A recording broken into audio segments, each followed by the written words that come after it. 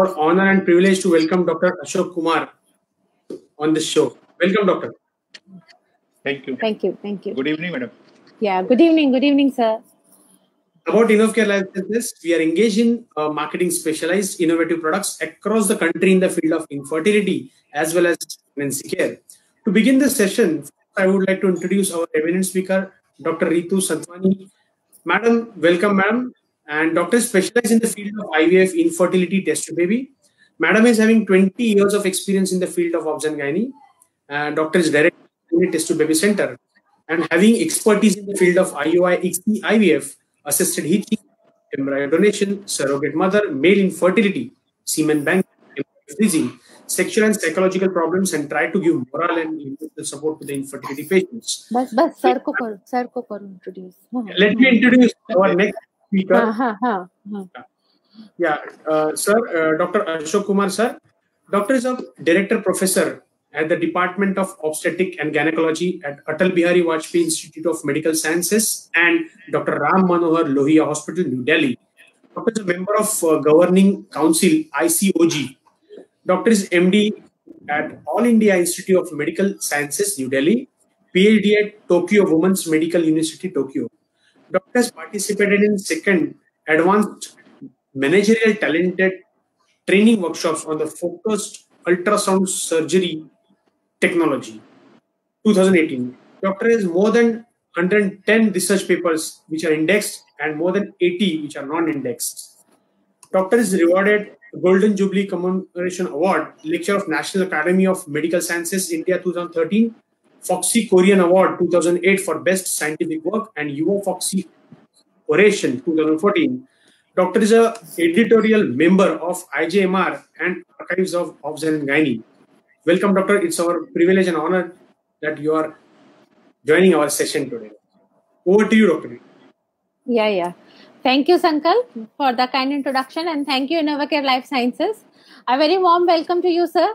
Sir, I think Sir, now Sankalp has introduced all the things. Next time, whenever the sir is coming to my show, I will introduce as a secretary of ICOG, sir. Let's hope so.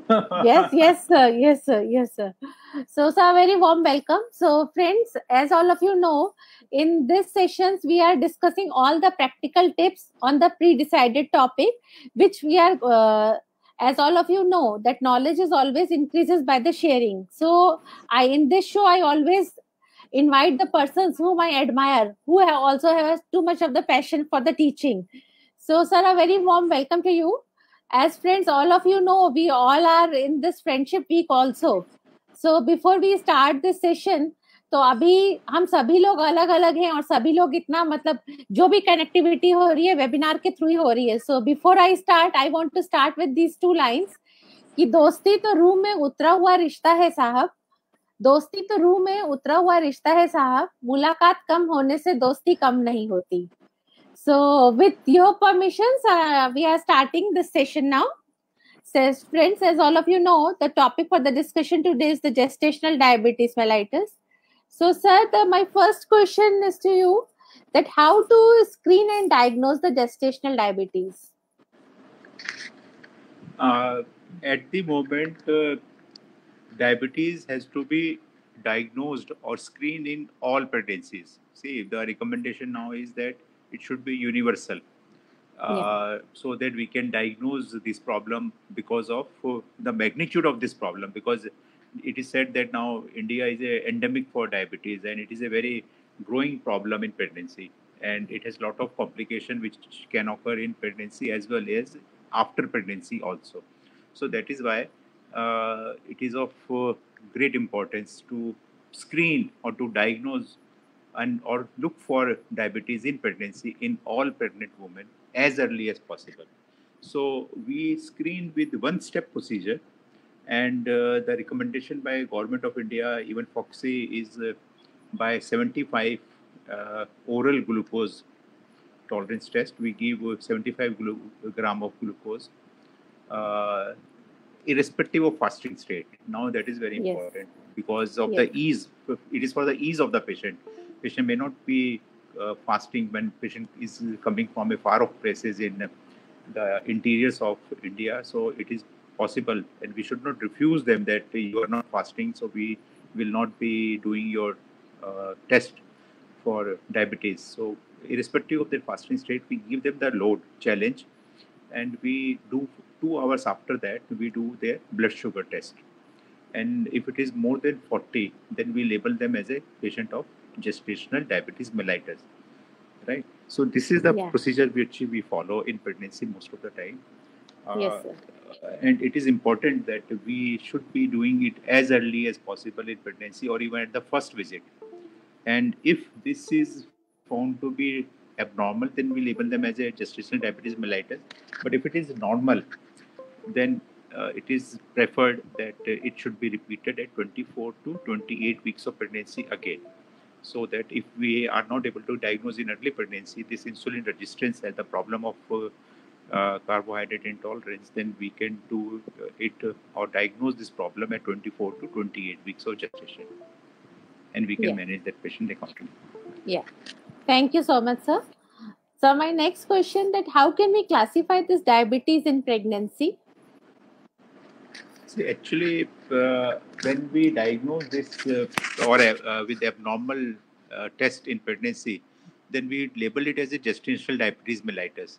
But when we broadly we see it is basically hyperglycemia in pregnancy, which can be of different types, which can be pre-gestational diabetes, which can be picked up in early pregnancy by these tests. So if we diagnose GDM in early pregnancy, maybe around 10 or 15 weeks, then probably it is reflecting that probably the patient has abnormal glucose tolerance before pregnancy also. So patient might be having over diabetes or type 2 diabetes before pregnancy or IDDM also. And patient is now we are doing. So this is one. Second is it can be diabetes which is GDM, which may be normal after, if you do the follow-up and if you do after pregnancy the retesting, then it may become normal. So that means it is purely hyperglycemia in pregnancy, which is not going to affect later on. And the other is even after pregnancy also it can be abnormal. So that is the way we classify this hyperglycemia in pregnancy. It may be pre-gestational or gestational diabetes mellitus, which we have to retest postpartum period after 4 to 6 weeks. Yeah. Thank you so much, sir, for such a crisp answer. Sir, there is one query in my WhatsApp I just received. Any special test do you advise in the patients who have a history of insulin-dependent diabetes? No, if a patient is diagnosed before pregnancy, then it may be insulin dependent, or sometimes patient may have type 2 over diabetes also. So first thing which we are worried about, that she should not have hyperglycemia in pregnancy. So we advise them to try to do and control their sugar values before pregnancy. Number one. Number two, we have to see that, do some test to see whether it is affecting their organs, multi-organ system, because the diabetes is a multi-organ again. So we have to look for other tests whether it is affecting the other systems or system of the body, or like nephropathy or retinopathy, or whether the patient has other associated infections in the body. So these type of things we should see when patient present in pregnancy or before pregnancy. Yes, sir. Yeah. Thank you so much, sir. So now my next question, sir, what are the effects of the pregnancy on diabetes? Is the diabetes, the sugar levels, how much it will be deranged by the pregnancy? No, see, pregnancy itself is having insulin resistance is a condition because of the placental hormones and all these factors. So it increases as the pregnancy advances, insulin resistance. So presence of hyperglycemia is there, and we have to control, we have to keep a check on these blood sugars value so that we can minimize the complication or the adverse effect of hyperglycemia or diabetes in pregnancy. So for that, our target is that in the fasting state, our blood sugar should be between 90 to 100, around that level. That is on an average. And 2 hour postprandial value should be less than 120 or around 120. So that should be maintained when we label the patient as on diabetes, and we manage them with the different modalities. Yeah, thank you so much, sir. Sir, my other question. So the Dr. Shushila madam has joined, Dr. Shushila Kunte. She is writing that immediate postpartum should anti-diabetic drug to be continued, as retest should be done at 4 to 6 weeks postpartum. See, madam, if patient is GDM and it is a mild type of abnormality, then usually we don't require. But the system is that in the postpartum period, immediately after delivery, once the patient is on IV fluids, if patient is on cesarean or when after normal delivery, patient is not taking full diet in initial 24 hours because of the labor issues, we just try to monitor the blood sugar. Usually after delivery, the blood sugar, because of the delivery of the placenta and all these uh, uh, decrease in the hormones of the pregnancy, so this requirement of insulin or anti-diabetic drug decreases. So we just monitor the patient blood sugar in first 24 to 48 hours by 4-hourly methods. And once the patient is starting or takes full diet orally, then after 1 or 2 days, we try to do her immediate blood sugar fasting or postprandial values.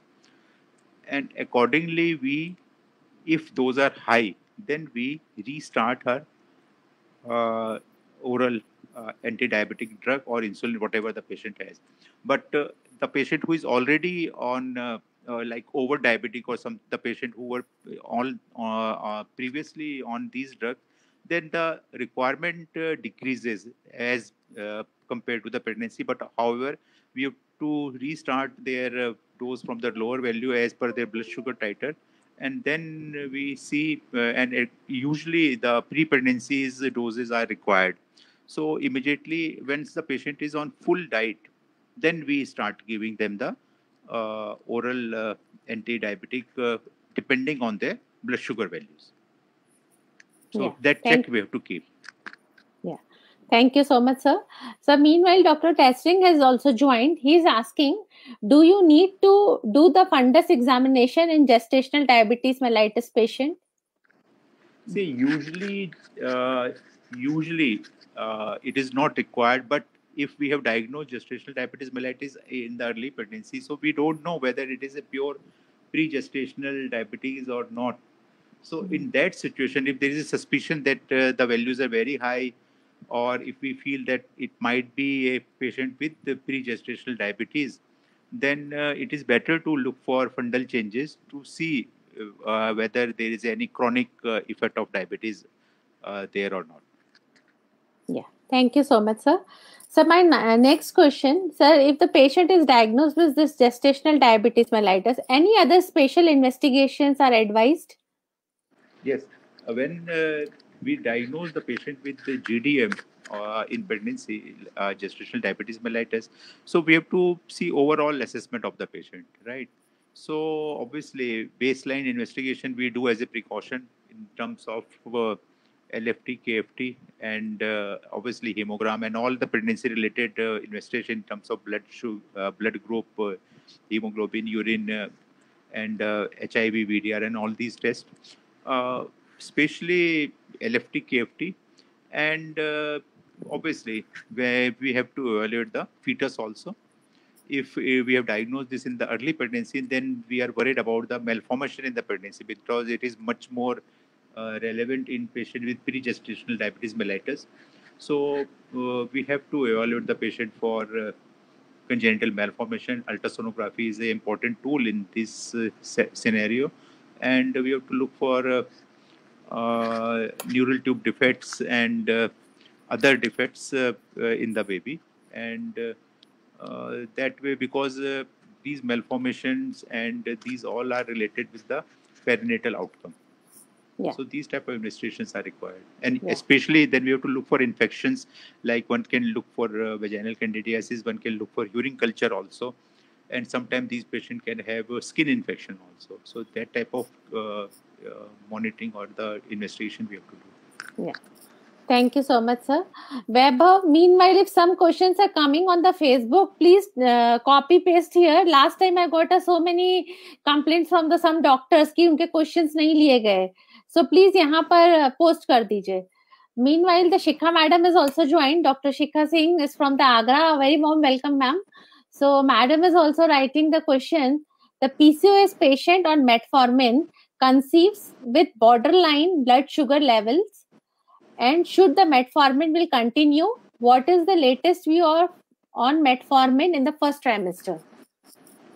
See, metformin can be continued in pregnancy in first trimester, and if patient is of PCO and patient is on metformin, and in that situation, one can look for again blood sugar values and see. And in this situation, madam is saying there is a borderline blood sugar, so metformin can be continued in first trimester. Although it should be continued with counseling of the patient, because it has been observed in the literature that the long-term outcome of metformin are not available.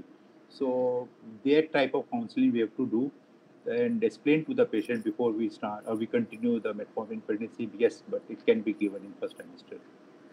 Yeah. Thank you so much, sir.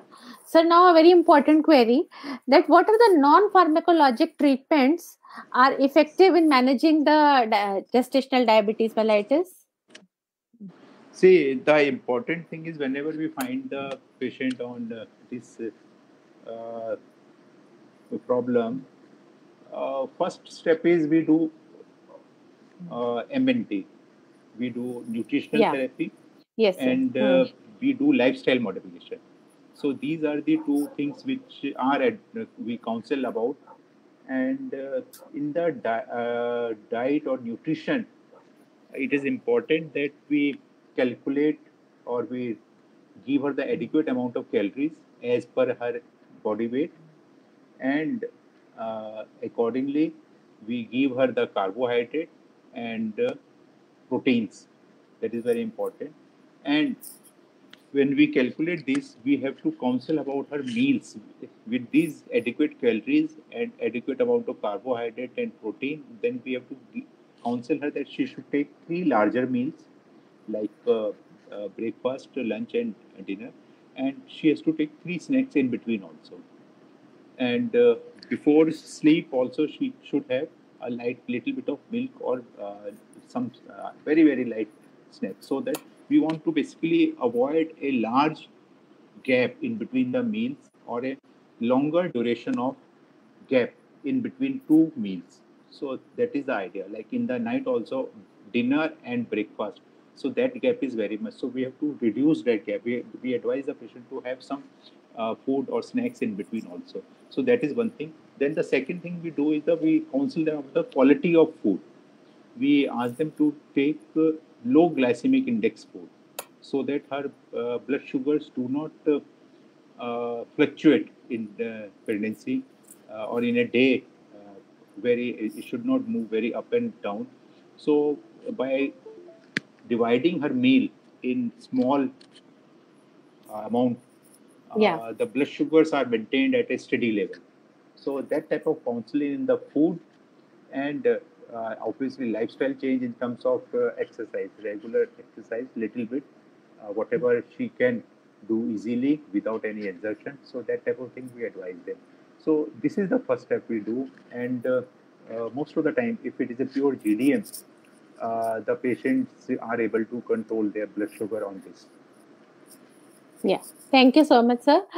Dr. Archana Goyal, I request you to please write the questions either here in this chat box or in the Facebook Live. It's very difficult to connect on the WhatsApp repeatedly. Please either write your queries here or either in the Facebook Live. So Vaibhav will help me to copy paste, and we can ask the questions, your questions to sir.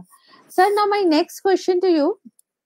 So what is the what are the different oral hypoglycemic agents regarding their safety and uses? Please enlighten us, sir. See, once our this nutrition and lifestyle changes are not helping the patient, then we try to add hypoglycemic agent. And metformin and gleparide, they are the only one which have been tried and used in the pregnancy. And although the longer results are not available with each of these agents, but still we can give metformin and gleparide with counseling of the patient. However, they have been used very widely now, and metformin is mostly used nowadays. And we give them 500 milligram, or depending on the control, 500 to 1000 milligram twice a day, once a day or twice, or sustained release we can give. So depending on that, and accordingly we control their, or we monitor their blood sugar. Only thing is now they say that because of the awareness of the patient, it is better to counsel the patient beforehand that we are giving you oral hypoglycemic. Oral hypoglycemic have very ease basically. They are orally given. There is no need of injection like insulin, and it is cheaper than insulin. It can be given in a remote area. Not blood sugar fluctuation occur, or the problem are, as we see with the insulin of hypoglycemia and all these, are not very common with the oral hypoglycemic agents. So that is why it is preferred nowadays in low resource setup, and where like our country, we prefer that. I think metformin should be given and should be given. It should be preferred over insulin. So it is a very easy and available drug. So metformin we give very commonly to these patients to control blood sugar. Another thing with metformin is that sometimes patient can have GI intolerance. So if we counsel the patient about that problem also, so patient continue with the metformin for pregnancy and blood sugar can be controlled. Only few things we have to keep in mind when we give metformin. We should not give metformin when patient has macrosomia, when patient has fasting hyperglycemia also. In those situations, it is better to, or polyhydramnios, these three conditions. In these situations, it is better to avoid metformin and directly start with insulin, because insulin will have better control with that. But it has been seen and reported in the literature also that efficacy-wise, metformin and insulin have similar effects. So that way, either of them can be given. Yeah. Thank you so much, sir. Sir, there is again a query regarding the same question I was going to ask. There is a query by Dr. Testing also. He is asking, sir, can you throw some light on the management of overt diabetes mellitus on insulin during the labor? See, when the patient is on insulin in labor, we have to monitor the sugar more strictly. We advise, we do 1 hourly blood sugar monitoring, and our target is that we should maintain a steady level of blood sugar around 100, that is our target.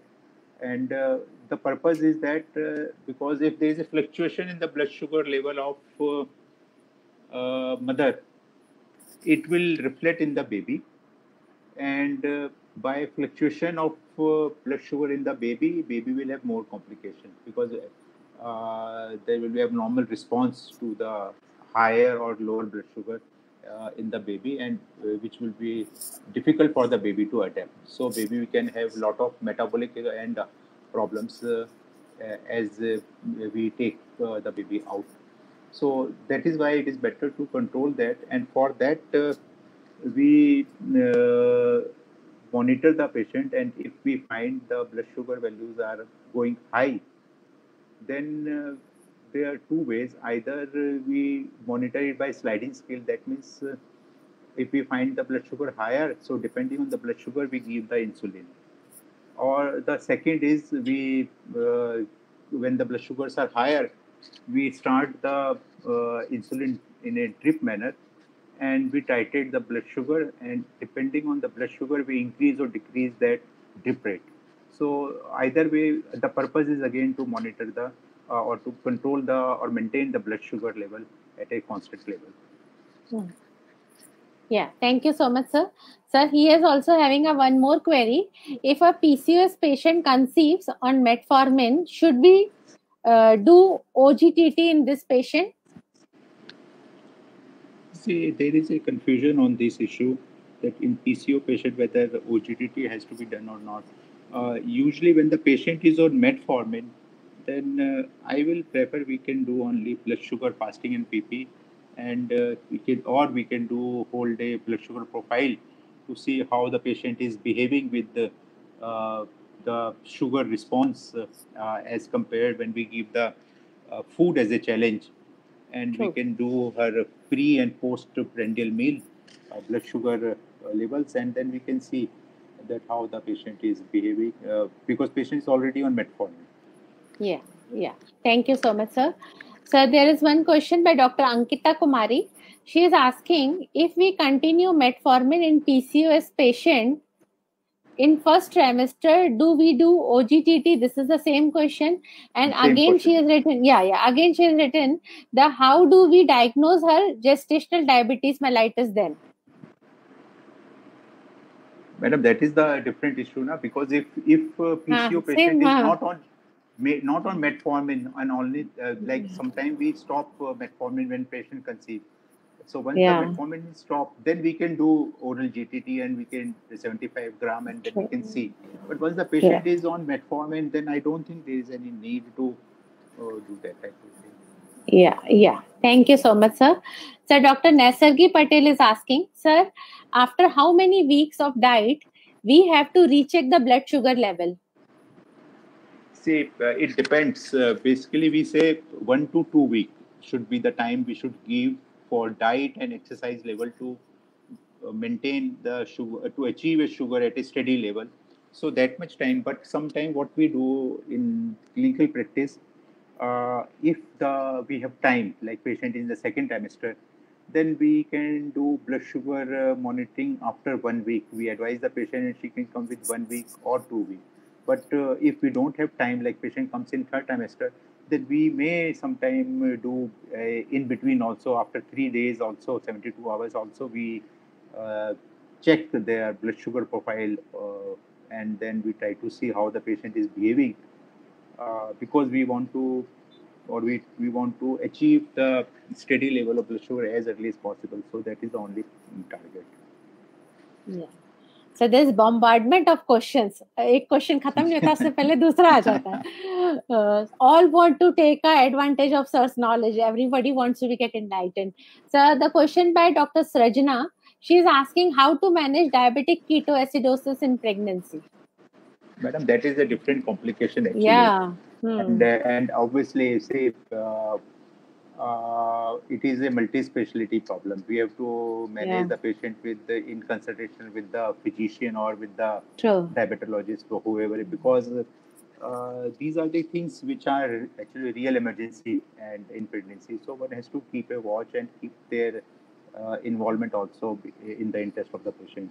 So I will not go into the detail of that, how to manage the diet, because it is always important. Only thing I can say that obviously, yes, when the patient is in diabetic ketoacidosis, one has to give so many things in terms of neutralizing insulin, potassium, and so many things we have to keep a watch. And it should be intensive monitoring, and mainly the patient is managed in consultation or by the physician or diabetologist. Yeah. Thank you so much, sir. So, other query, how can we manage the hypoglycemia in GDM mother? Hypoglycemia can occur in GDM patient when we are giving them the treatment. So it is again a part of the counseling. Then when we talk about the treatment part with these patients, we counsel them about the hypoglycemia, and especially when the patient is on insulin. And we counsel them about the symptoms of basically hypoglycemia. Number one, in terms of that she will have dizziness, she will have palpitation, ghabrahat, and sweating. Number two, we have to counsel them that she should avoid larger gap in between their meals. Number three, if she is taking insulin, she should not be postponing her intake of meal. She should be ready with her meal. She should take the insulin immediately. She should start or finish her food also. So that way, she should be counseled about the insulin, and we also counsel the mother that she should always keep a packet of glucose or some sweet items with her immediately with her, so or sugar, so that whenever she feels these type of problems, she can immediately dissolve 1 or 2 teaspoon of sugar or glucose in a glass of water and immediately drink it. So that in 10-15 minutes she maintain her sugar again. So these type of precaution or counseling we have to do, and we have to make her aware that she should be worried about, and we are also worried about this problem because hypoglycemia can have adverse effect on the fetus also. Yeah. Thank you so much, sir, for such a practical tip also. So there is one more query by Dr. Tesring.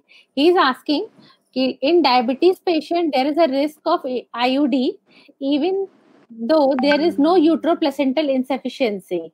What are the Doppler findings we accept in the patients with IUD? I think that we can discuss in some other time. This is sonographical finding. Actually, Yeah. Only Yeah. just I will just respond to this that yes, IUD is a very dreaded and sudden complication in patient of diabetes who have abnormal or very high blood sugar. So one has to be very careful about, and sometime we don't get any warning sign also.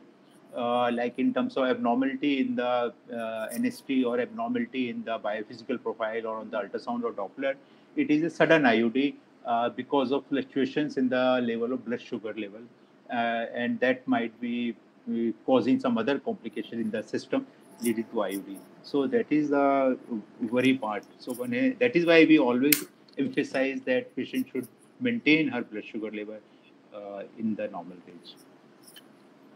Yeah. Thank you so much, sir. So there's one more query by Dr. Naisargi. Naisargi is asking, sir, in early pregnancy, blood sugar are high and HbA1c is more than 10. How to manage and which insulin is best to start? See, in pregnancy, because we are in a government setup, we usually follow regular insulin or NPH. So these are the insulin which we follow. But yes, we have other newer insulin also which have added advantage. So but they come with a cost. So what we have is that we start the insulin. There are different ways, and different people start with different ways. So one way is that depending on the blood sugar, postprandial blood sugar levels, we add insulin, regular insulin, before meal at that point. Like if we have postprandial lunch value which are very high, so we add insulin in the pre-lunch. Before lunch we give insulin. So that is the regular insulin. And once similarly we can add at breakfast, or we can add at dinner.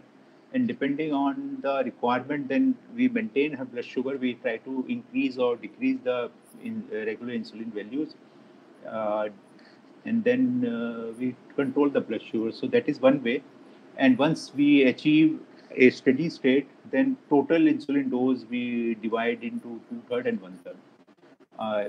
In the 2/3 in the morning, and we give 1/3 in the evening as a intermediating NPH. The other way is some people start directly with NPH.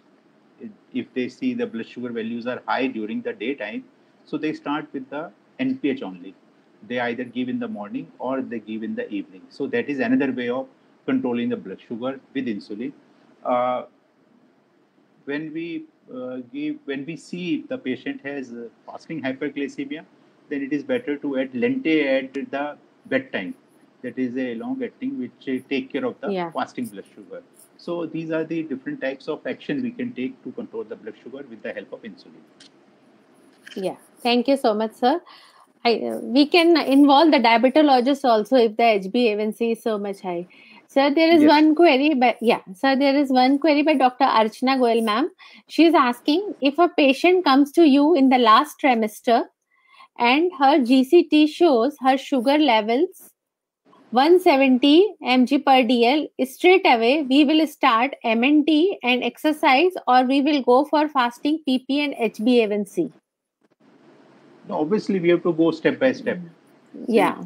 Once the patient has 2-hour value of GCT of 170, so we will try to see, we'll put her on MNT, and obviously, as I told you, that she's in the last trimester.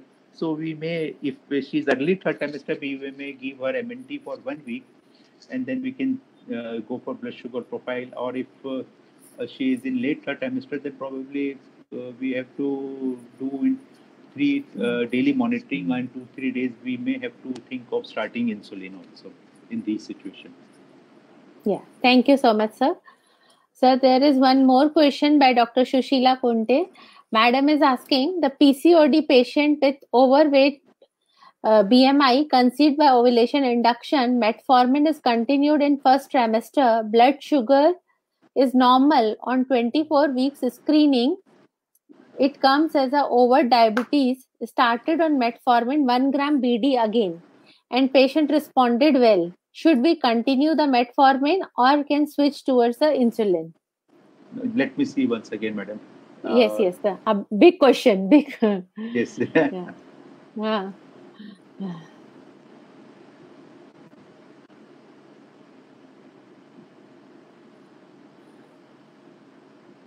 Metformin blood sugar normal on 24 screening, management comes as over diabetes, started on metformin again.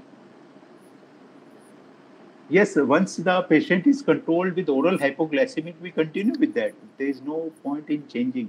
See, it has been observed that when the patient is on oral hypoglycemic, around 40 to 50% of the patient may need additional insulin sometimes because in the third trimester. So that is a different story. If we keep on monitoring the patient, and if her blood sugars are controlled, then we continue with the oral hypoglycemic in the third trimester. Yeah, thank you so much, sir.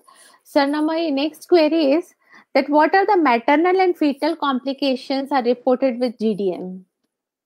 See, with GDM, maternal we have talked about mainly, but we are more worried about the complication in terms of polyhydramnios and macrosomia, large for dead babies. So these are the issues which are much more worrisome with GDM, because GDM is a short-term disease.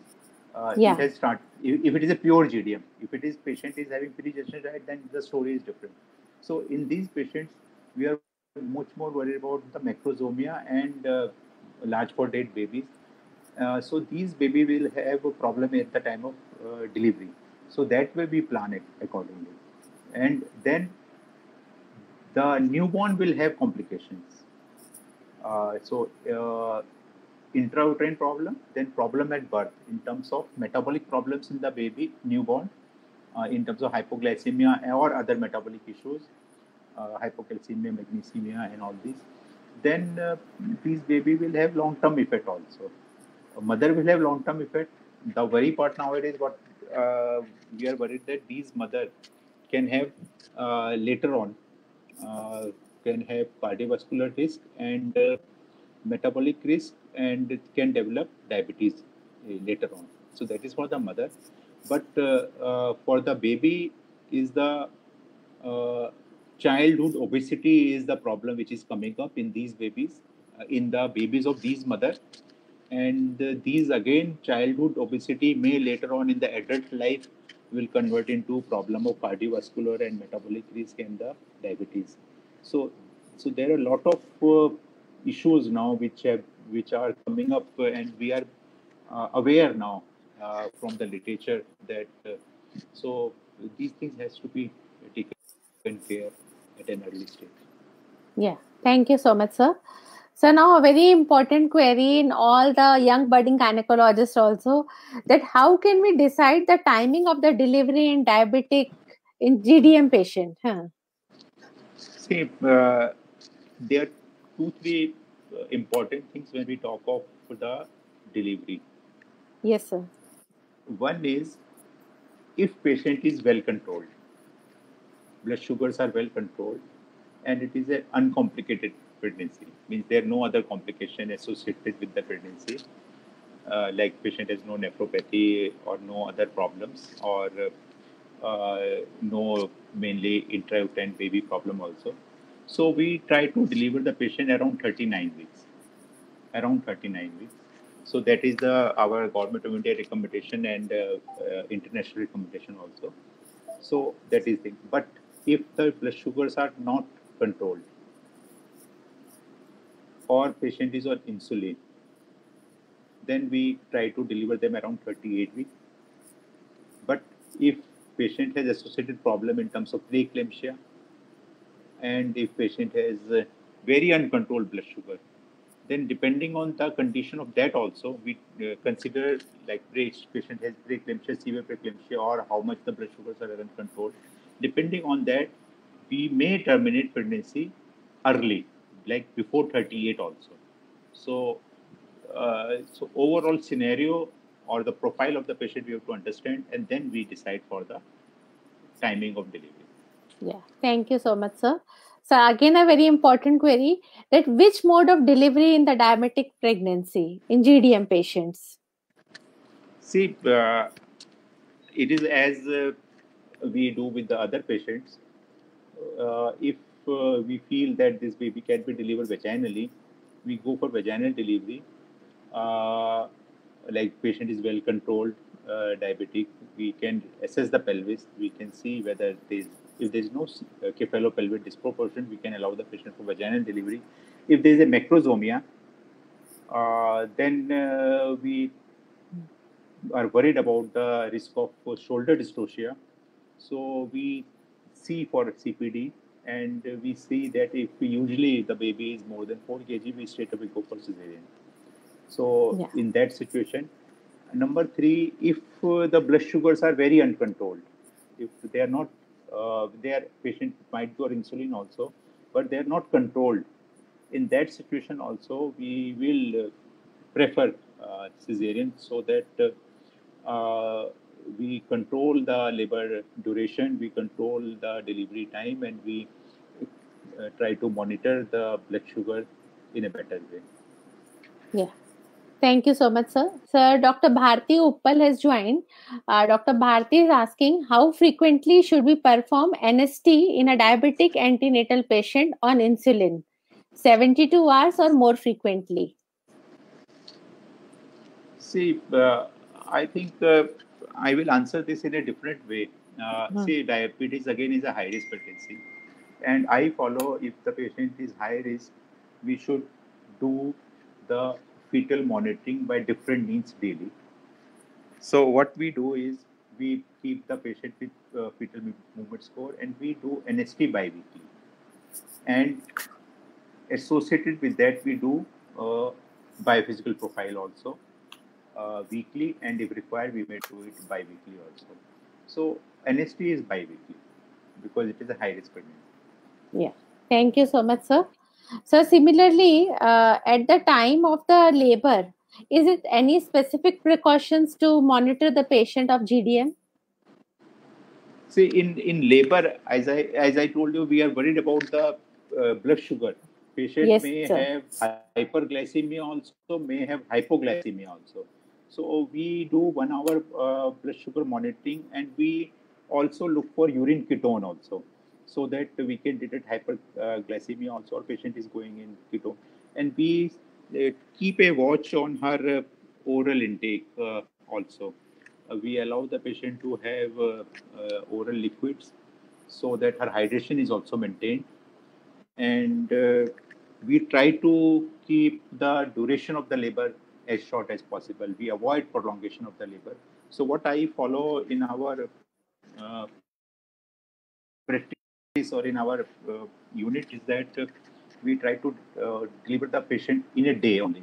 Like if we start the delivery process in the morning, we try to deliver the patient in the by evening or by night, so that the labor is not prolonged, the duration is taken care, and from the we are not giving any chance to develop any complications. Yeah. Thank you so much, sir. Sir, there is one question by Dr. Nasargi. She's asking, sir, what about the steroid in preterm labor with uncontrolled sugar or a patient who is in high dose of insulin? See, this is a very common problem. Yeah. We find the patient is very uncontrolled blood sugar on insulin, and we have to deliver the patient also.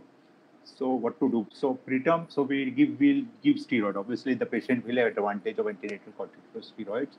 So we know by giving steroid, her blood sugar will fluctuate. It will go more upward. So we do intense monitoring of blood sugar during this period of steroid administration, and accordingly we increase her insulin dose also, because as her blood sugar will increase, her insulin requirement will also increase. So we keep strict monitoring. Blood sugar will increase definitely with steroid, and accordingly we give insulin, and we try to maintain her blood sugar level in the normal range. Yeah. Thank you so much, sir. Sir, there is one question by Dr. Raj Rathore. He is asking, which insulin should be preferred? Intermediate acting NPH or long acting Glargine? I think this I told that when we give regular insulin or when we give intermediate and long acting. Yeah. Yeah. Sir, there is one more question by Dr. Nasargi. Sir, is fetal echo is compulsory for the patients of the GDM? See, now the issue is of malformation, right? Yeah. Congenital malformation is a worry for the patient, and if baby has this problem, then it is again a problem. So even if you say that patient is not GDM, in normal pregnancy also, we are monitoring, we do investigation for congenital malformation. In diabetic, the risk is higher. So if we have diagnosed the patient GDM early, so as I told you that it might be pre-gestational diabetes, so why not look information, and we screen and we do active investigation to look for the malformation. So definitely I will go for fetal echo in a patient of diabetes. Thank you so much, sir. Sir, now my next query in this regarding the postpartum. So for this at the postpartum period, the what are the complications are reported more with this GDM patients, and how can we manage? See, I told you the problem are long term or short term, and important thing is we monitor, we do their blood sugar, as I told you, immediately in the postpartum period, and if we feel that the blood sugar in the postpartum period are normal, then we should repeat their OGDT with 75 gram glucose, as we do for the non-pregnant patient at 4 to 6 weeks. Some body recommend 6 weeks, some bodies now say 4 weeks, after 4 weeks also. So we do that. If that is found to be abnormal, then we put the patient on management of diabetes. If that is normal, then we do it yearly. And once it is again normal, then we do it for every 3 years. So we should keep this check on the development of diabetes in these patients, because they are at higher risk. Number two is we should advise them when we discharge the patient from the hospital for lifestyle modification. We should advise them about their diet, as we have followed in pregnancy, and about the exercise and changes in her lifestyle habits, so that she maintains a normal body weight and she has habit of good quality food and healthy foods, and that helps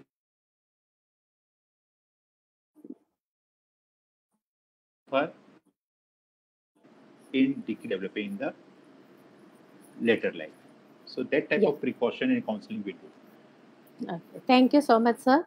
Sir, now my last question, that what are the contraceptive options for this GDM patients postpartum? See, postpartum, these patients, there are do two things. One, if they are normal after delivery, so it is as it is. But if they are on insulin or they are on drugs, then we have to be careful.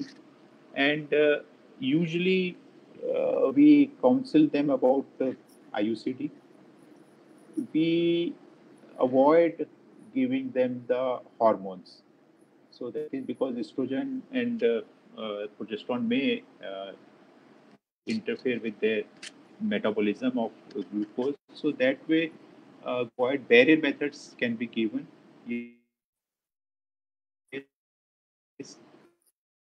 So we have to be given or what not to be, and obviously patient choices we have to and we have to act accordingly. Yeah. So thank you so much, sir, for enlightening all of us. Though my show already crossing the 1 hour. So thank you so much, sir. We are honored by your presence. So with this, we will wind up the session. Over to you, Sankalp. So tomorrow, friends, again, tomorrow again, friends, we are having a very interesting session on the endometriosis with Dr. Kulvinder Kaur ma'am. Yeah, over to you, Sankalp. Are you there? Sankalp, are you there, or I will wind off?